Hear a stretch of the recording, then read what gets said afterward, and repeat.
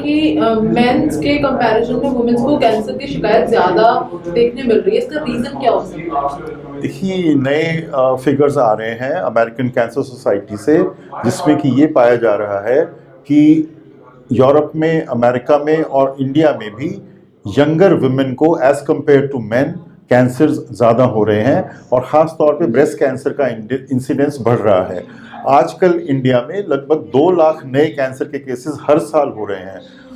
Cancer एक lifestyle disease है और जहाँ ब्रेस्ट कैंसर की बात करें तो उसका जो रीज़न है वो ये है कि हम महिलाएं लेट मैरिजेस कर रही हैं, बच्चा 1 मैक्सिमम 2 होते हैं, ब्रेस्ट फीडिंग बहुत लिमिटेड पीरियड के लिए होती है, लाइफस्टाइल में ऐसे चेंजेस आ गए हैं जिससे कि इनके वज़न बढ़ रहे हैं, ओबीज हो रहे हैं, स्मोकिंग का ज़्यादा यूज़ हो रहा है, अल्कोहल का ज़्यादा यूज़ हो रहा है। तो ये कुछ प्री डिस्पोजिंग फैक्टर्स हैं जो कि समझे जा रहे हैं कि जिनकी वजह से ब्रेस्ट कैंसर का इंसिडेंस इंडिया में, और ये हम क्योंकि वेस्टर्न स्टाइल को मिमिक कर रहे हैं तो अमेरिका और यूरोप को फॉलो कर रहे हैं। तो हमें ये ध्यान रखना है कि महिलाएं एंड इवन मैन अपने लाइफस्टाइल को ठीक करें, जिसमें कि अच्छा खान पान लें, हरी पत्तेदार सब्जियां और फ्रूट्स का सेवन करें, वेट ना बढ़ने दें, बॉडी मास इंडेक्स को कंट्रोल में रखें, स्मोकिंग और अल्कोहल से दूर रहें, एक डिसेंट टाइम पे मैरिज करें, एटलीस्ट शायद 2 बच्चे तो होने ही चाहिए, और ब्रेस्ट फीडिंग करें। तो ये अगर हम लाइफस्टाइल में ध्यान रखेंगे तो उम्मीद की जा सकती है कि ब्रेस्ट कैंसर का इंसिडेंस आने वाले वर्षों में कम होगा। सर, ट्रीटमेंट की मैं बात करूं तो उनके सक्सेस रेट पर क्या कहेंगे आप?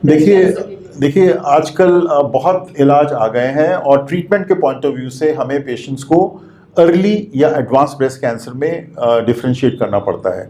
सबसे पहले तो मैमोग्राफी या एमआरआई ब्रेस्ट की जाती है अगर किसी महिला को ब्रेस्ट लंप है, और बायोप्सी करके हम लोग कंफर्म करते हैं कि ये कैंसर है या नहीं है।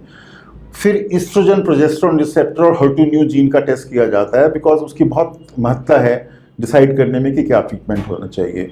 पिछले 2-3 सालों में HER2/neu पॉजिटिव और ट्रिपल नेगेटिव ब्रेस्ट कैंसर में एक पैराडाइम शिफ्ट हुआ है।